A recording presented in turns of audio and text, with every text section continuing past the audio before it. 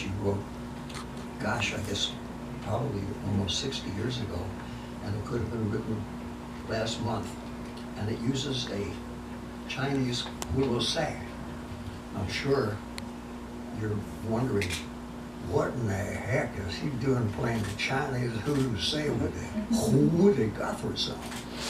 And Matthew, who's a wonderful artist who was at Folk Alliance I met as part of the University of Hangoutology Studies, and he described this instrument that he had, and then he played a note on the phone, and it turned out it's the same one that I had that someone was so excited by, they sat on it and destroyed it, and I didn't have any more. And he had the same one, so Matthew's here tonight. And if I wasn't a veteran of Hangoutology, I never would have even met him. Or if I did, he probably wouldn't have spoken to me, because it would have been such a drag. So I only mention that being interested in other people and interested in what they have to do and say and who they are, sometimes it turns out even to be beneficial, not only spiritually, but in terms of what else you do. So we're going to start off, it starts off with a load where you're establishing the mode, and then the song. And when I played this at Marsalis' a series of jazz concerts, Nora Guthrie and Arlo said, hey, we're going to come down into your jazz group, and we know you're doing some folk music too. I said, well, I always do, but I said, you know, I wanted to do the song of Woody's, which I've been using playing a Chinese hula sai. And I thought, well, they had commissioned me to write a symphony, which is recorded and wonderful. I was very lucky. But I was just writing, and I thought, my gosh, a symphony based on This Land, called This Land Symphonic Variations of a Song by Woody Guthrie. I thought, good Lord, if they see me playing at Marsalis' place with a Woody song, playing this instrument, they'll ask me to tear it up and get someone else to write it. And Arlo said, no, I said, we like that. I said, well, Dad, he didn't care what music was played as long as you got the words right. So I don't do any improvising of words. That's why I got Woody's words right here, because they don't need any homogenization or embellishment. They're fine and beautiful.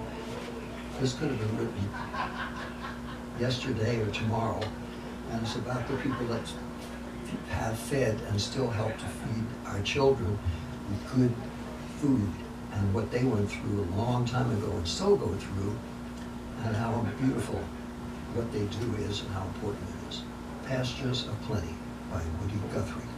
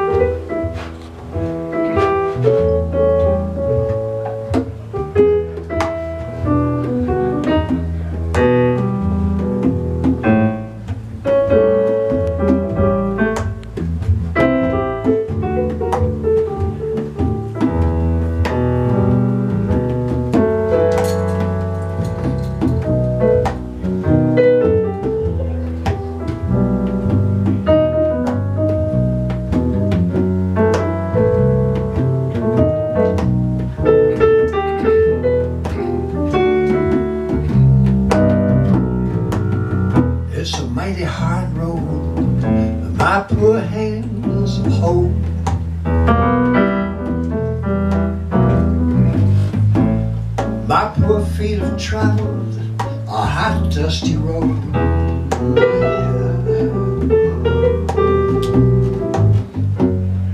And out of the Dust Bowl, out westward we rolled.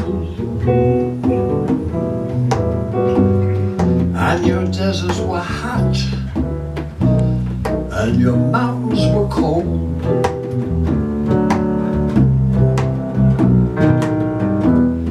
I worked in your orchards of peaches and prunes.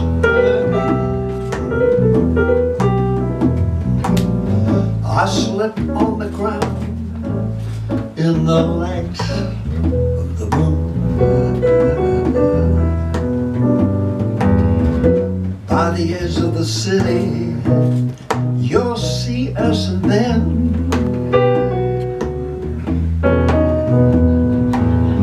we come with the dust, and we go with the wind.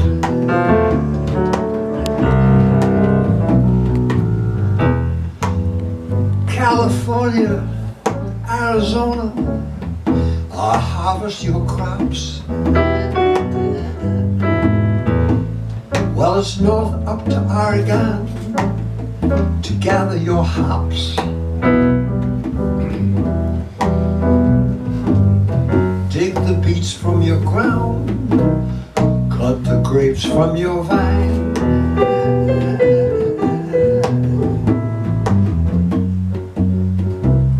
To set on your table for your light, sparkling wine.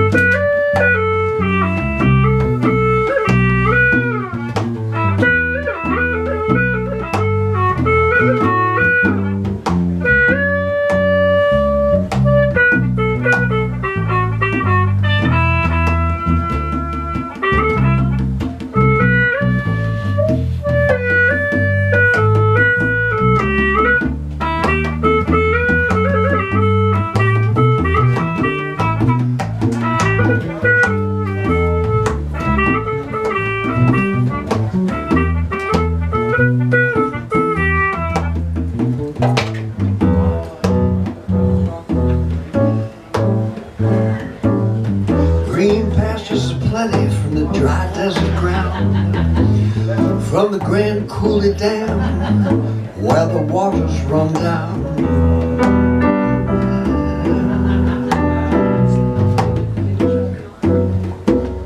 Every state in the Union, us migrants have been.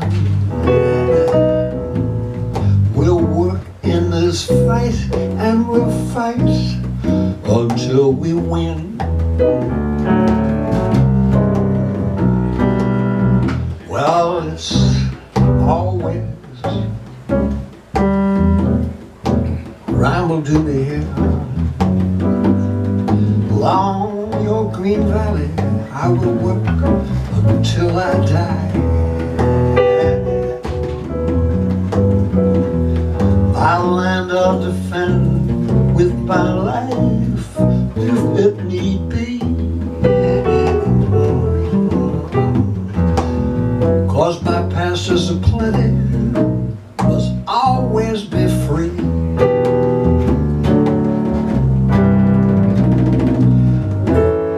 My pastures are plenty,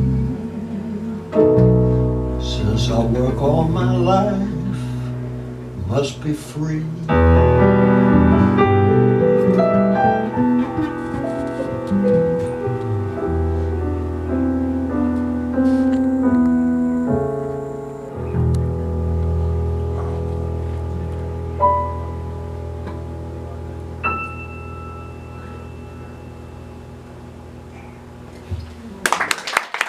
East 8th Street, and Ahmed Bashir, who's a friend of Charles Mingus and Dizzy Gillespie and Monk and Charlie Parker, a wonderful singer himself, was having some difficult times financially, so he stayed with me. And he said, "Hey man, you want to meet Woody tomorrow?" I said, "You mean Woody Herman?" And he said, "No, Woody Guthrie." I said, "Wow, yeah."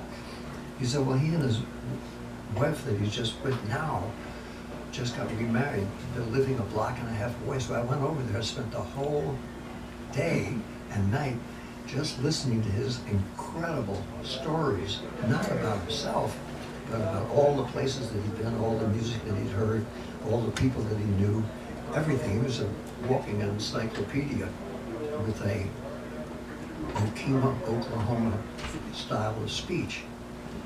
So when he came to New York, naturally, most people said, well, they're just some moron from the out west. He was like this brilliant, incredible guy. And then he got in bad health, but I was fortunate to meet him when he was still just remarkable. And his music now is appreciated and beloved all over the world, and inspired and influenced writers and a lot of other people. There's one other person I like to sing from that particular era, and then I'm going to do some of my own pieces and have some of our mystery guests who come and sing their music too, because that's what it's all about. But this is one by Phil Oakes. I'm sure many of you hope have not only heard of him but remember him. He was also like a fantastic poet that played guitar and sang and was appreciated to a certain extent, except that he was put in the slot of being a protest singer. And he was much more than that, because he was so interested in so many different things in our society at that time, and society in general, and thought that we could do a whole lot better. He was very idealistic and also an incredible writer and wrote about a lot of stuff. But during that, what Dave Van Ron called the folk scare, the slot that they assigned him was being Bob Dylan's rival, which was ridiculous. It had nothing to do with either of them. I happened to be around and lived in the village and knew them both. And he was a wonderful artist and poet and person in his own right. And this is a song that he has about aging, which I'm certainly at 94 experienced at that. And also our responsibility to do something while we're here. So we're going to do our version of this wonderful classic song, When I'm Gone. Yeah.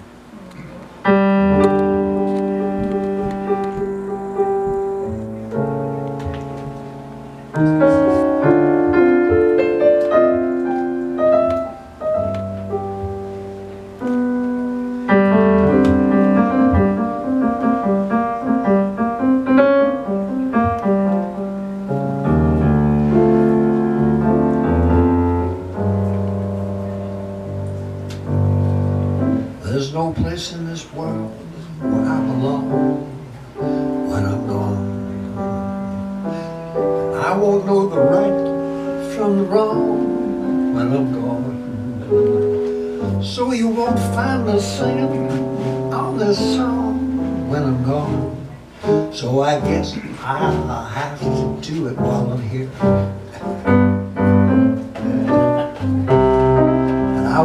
feel the floating of the time when I'm gone, and all the pleasures of love will not be mine when I'm gone. My pen won't pour out lyric lines when I'm gone, so I guess I'll have to do it while I'm here.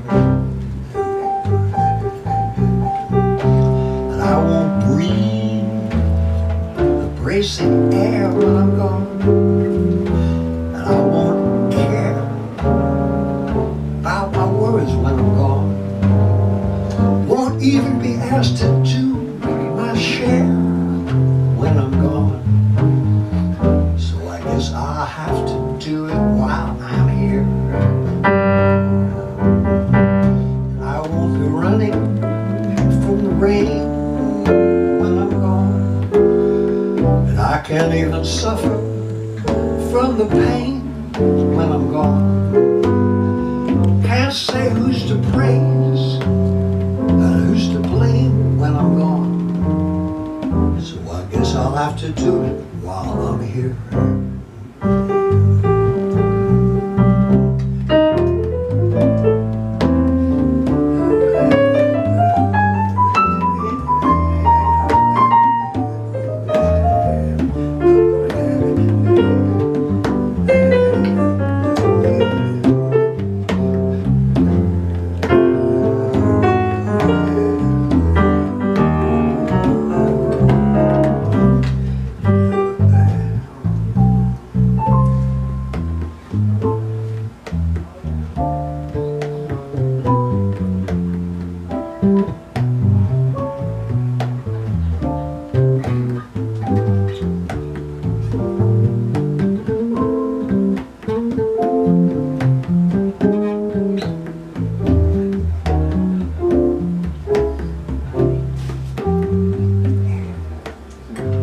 I won't see the gold of the sun when I'm gone, and the evenings and the mornings won't be one when I'm gone.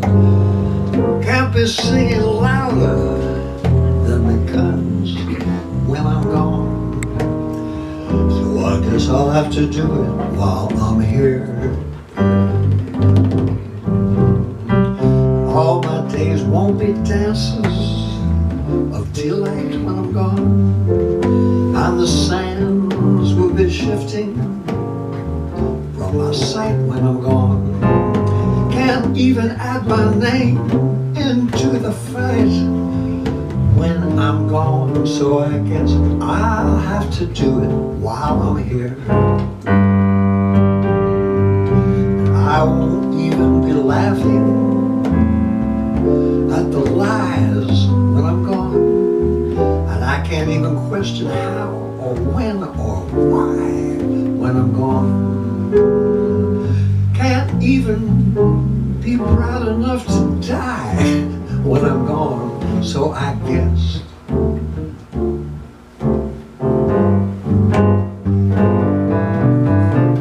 yes, I guess, and I guess all of us have to guess too, that somehow we've got to be responsible as grown-ups so that we can show the younger folks what to do. And we were shown by our elders way back then and thought they were such a drag and not our type of bag because they didn't seem hip or fashionable at all, but that's nothing to do to answer the needs of nature's call, which is to be responsible and contribute something beautiful to everyone else's life someday.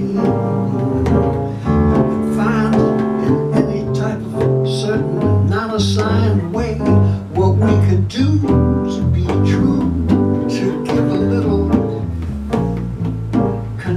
contribution to all who are here. And hopefully through the gloom and despair that's always part of the world, but the weather changes every day, and when the sun comes up we can all have the freedom's flags and our sails unfurled. And no, we don't want the coda to be too long in this song, that we all have to bear some responsibility when we are gone.